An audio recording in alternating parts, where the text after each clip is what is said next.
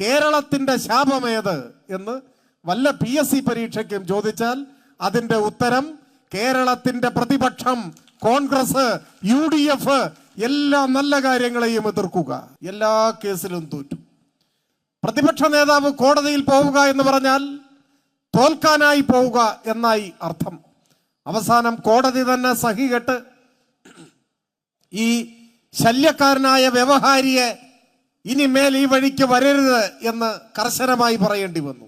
അന്ന് കോടതി പറഞ്ഞ വാക്ക് ആത്മാഭിമാനത്തിന്റെ കണികയെങ്കിലുമുള്ള ഒരാൾക്ക് സഹിക്കാനാവാത്തതാണ്. കോടതി ചോദിക്കുന്നു, ഇതിലെവിടെ പൊതു താല്പര്യം? ഇത് പൊതു താല്പര്യമല്ല, പബ്ലിസിറ്റി ഇൻട്രസ്റ്റ് ആണ്. നിങ്ങൾ ആളാവാൻ നോക്കുന്നതാണ് എന്ന് മലയാളം. നിങ്ങൾ പ്രശസ്തി നേടാൻ, ആളറിയാൻ, വാർത്തയിൽ ഇടം പിടിക്കാൻ, അതിനുവേണ്ടിയാണ് ഇതെല്ലാം കാട്ടിക്കൂട്ടുന്നത്. അതെടുത്ത് ചവറ്റുകൊട്ടയിൽ എറിഞ്ഞു. അല്പമെങ്കിലും മാനാഭിമാനമുള്ള ഒരാളാണെങ്കിൽ കോടതിയുടെ ഈ പരാമർശം താങ്ങില്ല. പക്ഷെ പ്രതിപക്ഷ നേതാവിന് അത് ബാധകമല്ലാത്തത് കൊണ്ട് ആ പ്രശ്നം തോന്നിയിട്ടുമില്ല. അദ്ദേഹം ഇപ്പോ വ്യാപകമായ നുണപ്രചാര വേല കെട്ടഴിച്ചു വിട്ടുകൊണ്ട് ഒരു ജാഥ നടത്തുകയാണ്. അവർക്ക് അധികാരത്തിലെത്താൻ, അഴിമതി നടത്താൻ, ഈ നാടിനെ തകർക്കാൻ, ജനങ്ങളെ പറ്റിക്കുന്നതിന് വേണ്ടി തെറ്റിദ്ധാരണാജനകമായ വ്യാജ പ്രചരണങ്ങൾ അടിച്ചുവിടുക, പുകമറകൾ സൃഷ്ടിക്കുക. പ്രതിപക്ഷ നേതാവിന്റെ അതേ പാതയിൽ യാത്ര ചെയ്യാൻ ശ്രമിച്ചതാണ് BJPയുടെ സംസ്ഥാന പ്രസിഡന്റ്. ഇന്ന് ഇപ്പോ പുറത്തു വന്ന കോടതി വിധി സംബന്ധിച്ചൊരു വാർത്ത ഞാൻ കണ്ടു. കോടതി അദ്ദേഹം കൊടുത്ത ഹർജി വലിച്ചെറിഞ്ഞു എന്ന് മാത്രമല്ല, BJPയുടെ സംസ്ഥാന പ്രസിഡന്റിന് 40,000 ഇന്ത്യൻ ഉറുപ്പ്യ പിഴയടയ്ക്കാൻ കോടതി വിധിക്കുകയും ചെയ്തു എന്നാണ് ഇന്നിപ്പോ ലഭിക്കുന്ന വാർത്ത. 40,000 ഉറുപ്പ്യ പിഴയടച്ചു. ഒന്നേ പറയാനുള്ളൂ, ഇവിടെ വരാനിരിക്കുന്ന തെരഞ്ഞെടുപ്പ് ഏതെങ്കിലും ഒരു മുന്നണിക്ക് രാഷ്ട്രീയാധികാരം കിട്ടുക, ആരെങ്കിലും കുറച്ചുപേർ മന്ത്രിമാരാവുക, ആരെങ്കിലും ഒരാൾ മുഖ്യമന്ത്രിയാവുക എന്നതൊന്നുമല്ല പ്രസക്തം. പിന്നെയോ ഈ നാടാർജിച്ച പുരോഗതി, നമ്മുടെ നാടിന്റെ വ്യാവസായിക അഭിവൃദ്ധി, ജനങ്ങളുടെ ജീവിതത്തിലുണ്ടായ നേട്ടം, അതിദാരിദ്ര്യം തുടച്ചു നീക്കിയത്, പവർ കട്ട് ഇല്ലാതാക്കിയത്, റോഡുകൾ ലോകോത്തരമാക്കിയത്, ആശുപത്രികളും സ്കൂളുകളും ചരിത്രത്തിലെ ഏറ്റവും മികച്ച നിലവാരത്തിലേക്ക് ഉയർന്നത്, ഇതൊന്നും നിന്നു പോകരുത്, നിലച്ചു പോകരുത്, കേരളം തകരരുത്. അതാണ് പ്രശ്നം. ഇടതുപക്ഷത്തിനെതിരായി വർഗീയ വലതുപക്ഷ കൂട്ടുകെട്ട് അഴിച്ചുവിടുന്ന വ്യാജ പ്രചാരവേല, വിലക്കെടുക്കപ്പെട്ട മാധ്യമങ്ങളുടെ പിന്തുണയോടെയുള്ള നുണപ്രചരണം മഴ പോലെ ആർത്തിരമ്പി പെയ്താലും വികസിത കേരളത്തിൻ്റെ മുന്നോട്ടുള്ള യാത്ര തടയാൻ ഒരു ശക്തിക്കുമാകില്ല എന്ന മലയാളിയുടെ പ്രഖ്യാപനമാണ് ഈ ജനസഞ്ചയം തെളിയിക്കുന്നത്. കേരളത്തിലിപ്പോൾ 3 വികസന മുന്നേറ്റ ജാഥകളാണ് നടക്കുന്നത്. 3 ജാഥകൾക്കും ലഭിച്ചുകൊണ്ടിരിക്കുന്ന സ്വീകരണം വാക്കുകൾ കൊണ്ട് വിവരിക്കാനാകുന്നതിനും അപ്പുറം മഹത്തരമാണ്. നാടാകെ ഒഴുകിയെത്തുകയാണ് സ്വീകരണ കേന്ദ്രങ്ങളിലേക്ക്. എല്ലാവരും ഇടതുപക്ഷത്തിലാണ് പ്രതീക്ഷയർപ്പിക്കുന്നത്. ഇപ്പോൾ ആര്യനാടും പരിസരങ്ങളിലും വ്യത്യസ്ത രാഷ്ട്രീയ പാർട്ടികളോട് അനുഭാവമുള്ളവരുണ്ടാവും, സ്വാഭാവികമാണ്. എങ്കിലും അവരും കേരളത്തിൻ്റെ വികസന കുതിപ്പ് തുടരണം എന്നേ ചിന്തിക്കൂ. നിങ്ങൾ ആലോചിച്ചു നോക്കൂ, ഇപ്പോൾ കേരളത്തിൽ പവർ കട്ടും ലോഡ് ഷെഡിങ്ങും ഇല്ല. ആര്യനാടുള്ള ഒരു കോൺഗ്രസുകാരനാണ് എന്ന കാരണത്താൽ ഉമ്മൻചാണ്ടിയുടെ കാലഘട്ടത്തിലേതുപോലെ പവർ കട്ടും ലോഡ് ഷെഡിങ്ങും തിരിച്ചു വരണം എന്നാഗ്രഹിക്കുമോ? ഒരിക്കലും സാധ്യതയില്ല. മുസ്ലിം ലീഗിന്റെ പ്രവർത്തകർ ഒരു പക്ഷെ ഉണ്ടാവാം. അബ്ദുറബ്ബ് വിദ്യാഭ്യാസ മന്ത്രിയായ കാലത്തേതുപോലെ പരീക്ഷയായാലും കുട്ടികൾക്ക് പാഠപുസ്തകം കിട്ടരുത് എന്നാഗ്രഹിക്കുമോ? ഒരു സാധ്യതയുമില്ല. പെൻഷൻ നിർത്തലാക്കണം, മുടങ്ങുകയല്ല, ഒരർത്ഥത്തിൽ നിർത്തലാവുകയായിരുന്നു ഉമ്മൻചാണ്ടിയുടെ ഭരണകാലത്ത്. കുടിശ്ശിക തീർത്ത് വർദ്ധിപ്പിച്ചു കൊടുത്തത് നമ്മളാണ്. പഴയതുപോലെയാവണം എന്നാരെങ്കിലും ആഗ്രഹിക്കുമോ? അതാണ് ഞാൻ സൂചിപ്പിച്ചത്. രാഷ്ട്രീയാഭിപ്രായങ്ങൾ പലതും ഉണ്ടാവാം. പക്ഷേ ആ കാരണം കൊണ്ട് കേരളത്തിൽ നിന്നുണ്ടായ വൻപിച്ച വികസന കുതിപ്പ് നിന്നു പോകണം എന്ന്, നിലയ്ക്കണം എന്ന് ആരും ആഗ്രഹിക്കില്ല. ഈ വളർച്ചയും പുരോഗതിയും തുടരണമെന്നേ നാട് ആഗ്രഹിക്കൂ. അതിന് രാഷ്ട്രീയ അഭിപ്രായ ഭിന്നതകൾ ബാധകമല്ല. അതാണ് ഈ വികസന മുന്നേറ്റ ജാഥയ്ക്ക് നാടെങ്ങും ലഭിക്കുന്ന ആവേശോജ്വല സ്വീകരണത്തിൻ്റെ ഒരു സുപ്രധാനമായ കാരണം. നമ്മുടെ നാട് ഇനിയും വളരണം, അഭിവൃദ്ധി നേടണം, ക്ഷേമ പെൻഷനുകൾ ഇനിയും വർദ്ധിപ്പിക്കണം, പുതിയ പെൻഷൻ പദ്ധതികൾ ആവിഷ്കരിക്കണം, വീട് കിട്ടാൻ ബാക്കിയുള്ളവർക്ക് കൂടി ലൈഫ് പദ്ധതിയിൽ വീടുകൾ ലഭ്യമാവണം. അങ്ങനെ ലോകത്തിലേറ്റവും അഭിമാനകരമായ ജീവിതം സാധ്യമാവുന്ന സമ്പൽ സമൃദ്ധമായി സകല മനുഷ്യർക്കും ജീവിക്കാൻ കഴിയുന്ന ഒരു നാടായി നമ്മുടെ നാട് വളരണം എന്നതാണ് എല്ലാവരുടെയും ആഗ്രഹം. അതിന് തടസ്സം നിൽക്കലാണ് കേരളത്തിൻ്റെ പ്രതിപക്ഷം, കേരളത്തിൻ്റെ പ്രതിപക്ഷ നേതാവ്. നിങ്ങൾ ആലോചിച്ച് നോക്കൂ, ഇന്നുവരെ ഏതെങ്കിലും ഒരു നല്ല കാര്യത്തെ കേരളത്തിലെ പ്രതിപക്ഷമോ പ്രതിപക്ഷ നേതാവോ പിന്തുണച്ചിട്ടുണ്ടോ? ഇപ്പൊ ക്ഷേമ പെൻഷൻ കൊടുക്കുന്നു. ഞാൻ വിചാരിക്കുന്നത് ഇവിടെ ഇരിക്കുന്ന നിങ്ങളിൽ നല്ലൊരു പങ്ക്, അല്ലെങ്കിൽ നിങ്ങളുടെ കുടുംബത്തിലുള്ള മുതിർന്നവർ ക്ഷേമ പെൻഷൻ വാങ്ങുന്നുണ്ടാവും. എല്ലാവരും സ്വീകരിക്കുന്നതാണത്. പക്ഷേ അതിനെ കൈക്കൂലി എന്ന് ആക്ഷേപിക്കുകയാണ് കോൺഗ്രസിന്റെ ദേശീയ നേതാവ് ചെയ്തത്. കൈക്കൂലി എന്ന് വിളിച്ച് ക്ഷേമ പെൻഷൻ അർഹരായ 62 ലക്ഷം മലയാളിയെ അപമാനിക്കുന്ന നിലപാടാണ് സ്വീകരിച്ചത്. എല്ലാ നല്ല കാര്യങ്ങളോടും ഇതാണ് സമീപനം. വിഴിഞ്ഞം പോർട്ട്, വയനാട് തുരങ്കപാത എല്ലാറ്റിനെയും എതിർക്കുകയാണ് ചെയ്തത്. തീരദേശപാത, മലയോര ഹൈവേ എല്ലാറ്റിനെയും എതിർക്കുകയാണ് ചെയ്തത്. എതിർത്തുകൊണ്ട് സമരം ചെയ്യാൻ ശ്രമിച്ചു. 4 പേരുടെ പിന്തുണ തികച്ചു കിട്ടാതെ തുടങ്ങാൻ ഉദ്ദേശിച്ച സമരങ്ങളെല്ലാം പരിഹാസ്യമായി. അപ്പോ സമരം നിർത്തി, പകരം കോടതിയിൽ പോയി എല്ലാറ്റിനുമെതിരെ കേസ് കൊടുക്കുക.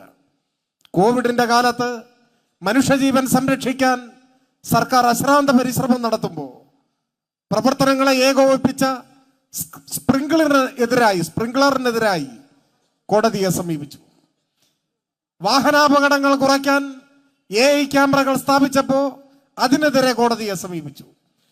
ലോകത്തിലാദ്യമായി ഇന്റർനെറ്റ് ഡിവൈഡ് ഇല്ലാതാക്കാൻ സൗജന്യ നിരക്കിൽ ഇന്റർനെറ്റ് നൽകാൻ സർക്കാർ ആവിഷ്കരിച്ച പദ്ധതി K-Phone, അതിനെതിരായി കോടതിയെ സമീപിച്ചു. എല്ലാ കേസിലും തോറ്റു. പ്രതിപക്ഷ നേതാവ് കോടതിയിൽ പോവുക എന്ന് പറഞ്ഞാൽ തോൽക്കാനായി പോവുക എന്നായി അർത്ഥം. അവസാനം കോടതി തന്നെ സഹികെട്ട് ഈ ശല്യക്കാരനായ വ്യവഹാരിയെ ഇനിമേൽ ഈ വഴിക്ക് വരരുത് എന്ന് കർശനമായി പറയേണ്ടി വന്നു. അന്ന് കോടതി പറഞ്ഞ വാക്ക് ആത്മാഭിമാനത്തിന്റെ കണികയെങ്കിലുമുള്ള ഒരാൾക്ക് സഹിക്കാനാവാത്തതാണ്. കോടതി ചോദിച്ചു, നിങ്ങൾക്ക് പബ്ലിസിറ്റി ഇൻട്രസ്റ്റ് ആണോ? അതാണ് ചോദിച്ചത്. പബ്ലിക് ഇൻട്രസ്റ്റ് ഹർജി, പൊതു താല്പര്യ ഹർജി സമർപ്പിച്ചപ്പോ കോടതി ചോദിക്കുന്നു, ഇതിലെവിടെ പൊതു താല്പര്യം? ഇത് പൊതു താല്പര്യമല്ല, പബ്ലിസിറ്റി ഇൻട്രസ്റ്റ് ആണ്. നിങ്ങൾ ആളാവാൻ നോക്കുന്നതാണ് എന്ന് മലയാളം. നിങ്ങൾ പ്രശസ്തി നേടാൻ, ആളറിയാൻ, വാർത്തയിൽ ഇടം പിടിക്കാൻ, അതിനുവേണ്ടിയാണ് ഇതെല്ലാം കാട്ടിക്കൂട്ടുന്നത്. അതെടുത്ത് ചവറ്റുകൊട്ടയിൽ എറിഞ്ഞു. അല്പമെങ്കിലും മാനാഭിമാനമുള്ള ഒരാളാണെങ്കിൽ കോടതിയുടെ ഈ പരാമർശം താങ്ങില്ല. പക്ഷെ പ്രതിപക്ഷ നേതാവിന് അത് ബാധകമല്ലാത്തത് കൊണ്ട് ആ പ്രശ്നം തോന്നിയിട്ടുമില്ല. അദ്ദേഹം ഇപ്പോ വ്യാപകമായ നുണപ്രചാര വേല കെട്ടഴിച്ചു വിട്ടുകൊണ്ട് ഒരു ജാഥ നടത്തുകയാണ്. മലയാളിയെ പറ്റിക്കാൻ പച്ചക്കള്ളം ആവർത്തിച്ചു പറഞ്ഞ് കേരളത്തിലെ മഹത്തായ നേട്ടങ്ങളെല്ലാം ചർച്ച ചെയ്യാതിരിക്കാൻ വിവാദങ്ങൾ, വിലക്കെടുക്കപ്പെട്ട മാധ്യമങ്ങളുമായി ചേർന്ന് വിവാദങ്ങൾ ആഘോഷിക്കാനുള്ള പുറപ്പാടിലാണ്. ഒന്നേ പറയാനുള്ളൂ, ഇവിടെ വരാനിരിക്കുന്ന തെരഞ്ഞെടുപ്പ് ഏതെങ്കിലും ഒരു മുന്നണിക്ക് രാഷ്ട്രീയാധികാരം കിട്ടുക, ആരെങ്കിലും കുറച്ചുപേർ മന്ത്രിമാരാവുക, ആരെങ്കിലും ഒരാൾ മുഖ്യമന്ത്രിയാവുക എന്നതൊന്നുമല്ല പ്രസക്തം. പിന്നെയോ ഈ നാടാർജിച്ച പുരോഗതി, നമ്മുടെ നാടിന്റെ വ്യാവസായിക അഭിവൃദ്ധി, ജനങ്ങളുടെ ജീവിതത്തിലുണ്ടായ നേട്ടം, അതിദാരിദ്ര്യം തുടച്ചു നീക്കിയത്, പവർ കട്ട് ഇല്ലാതാക്കിയത്, റോഡുകൾ ലോകോത്തരമാക്കിയത്, ആശുപത്രികളും സ്കൂളുകളും ചരിത്രത്തിലെ ഏറ്റവും മികച്ച നിലവാരത്തിലേക്ക് ഉയർന്നത്. ഇതൊന്നും നിന്നു പോകരുത്, നിലച്ചു പോകരുത്, കേരളം തകരരുത്. അതാണ് പ്രശ്നം. ഈ വികസന യാത്ര പാതി വഴിയിൽ മുടങ്ങിപ്പോകരുത്. കേരളം ഇനിയും അഭിവൃദ്ധി നേടണം. നമ്മുടെ നാട് ഏറ്റവും അഭിമാനകരമായ, എല്ലാവർക്കും സമ്പൽ സമൃദ്ധമായി ജീവിക്കാൻ കഴിയുന്ന ഒരു നാടായി വളരണം. അതാണ് ആഗ്രഹം. അതിൻ്റെ തടസ്സം പ്രതിപക്ഷമാണ്. എല്ലാ നല്ല കാര്യങ്ങളെയും എതിർക്കുന്ന, ജനങ്ങളെ ഭിന്നിപ്പിക്കുന്ന, തെറ്റിദ്ധരിപ്പിക്കുന്ന, വ്യാജ പ്രചരണം നടത്തുന്ന, നഷ്ടപ്പെട്ടു പോയ രാഷ്ട്രീയാധികാരം തിരിച്ചുപിടിക്കാൻ ഏത് ഹീനമാർഗവും അവലംബിക്കുന്ന ജനവിരുദ്ധരായി കേരളത്തിന്റെ ശത്രുക്കളായി ഈ കൂട്ടർ മാറിയിരിക്കുകയാണ്. ഇപ്പോ സ്കൂളിൽ പഠിക്കുമ്പോൾ നമ്മളൊക്കെ പഠിക്കാറുണ്ട്, ആസാമിന്റെ ദുഃഖം എന്ന് പറഞ്ഞാൽ ബ്രഹ്മപുത്ര നദിയാണ്. അത് കരകവിഞ്ഞൊഴുകുമ്പോൾ ജനങ്ങളുടെ ജീവിതമാകെ പ്രതിസന്ധിയിലാവും. ആസാമിന്റെ ശാപം എന്നും പറയും. ഇങ്ങനെ ലോകത്തിന്റെ വിവിധ ഭാഗങ്ങളിൽ ചില നദികളെയും, ജപ്പാനിലാണെങ്കിൽ ഭൂകമ്പം, ജപ്പാന്റെ ദുഃഖം എന്ന് പറഞ്ഞാൽ ഭൂകമ്പമാണ്. ചൈനയുടെ ശാപം എന്ന് പറഞ്ഞാൽ ഹ്വാങ് ഹോ നദിയാണ്. അമേരിക്കയുടെ ശാപം മിസിസിപ്പി നദിയാണ്. ഇതൊക്കെ ഇങ്ങനെ അപരനാമത്തിൽ അറിയപ്പെടുന്നതാണ്. കേരളത്തിന്റെ ശാപമേത് എന്ന് വല്ല PSC പരീക്ഷയ്ക്കും ചോദിച്ചാൽ അതിന്റെ ഉത്തരം കേരളത്തിന്റെ പ്രതിപക്ഷം, കോൺഗ്രസ്, UDF എല്ലാ നല്ല കാര്യങ്ങളെയും എതിർക്കുക. അവർക്ക് അധികാരത്തിലെത്താൻ, അഴിമതി നടത്താൻ, ഈ നാടിനെ തകർക്കാൻ, ജനങ്ങളെ പറ്റിക്കുന്നതിന് വേണ്ടി തെറ്റിദ്ധാരണാജനകമായ വ്യാജ പ്രചരണങ്ങൾ അടിച്ചുവിടുക, പുകമറകൾ സൃഷ്ടിക്കുക. അത് മലയാളിക്കെതിരായ ഒരു നീക്കമാണ്. നമുക്ക് ഈ കേരളത്തിന്റെ ശാപത്തെ തുടച്ചു നീക്കണം. BJP ഒട്ടും പുറകിലല്ല.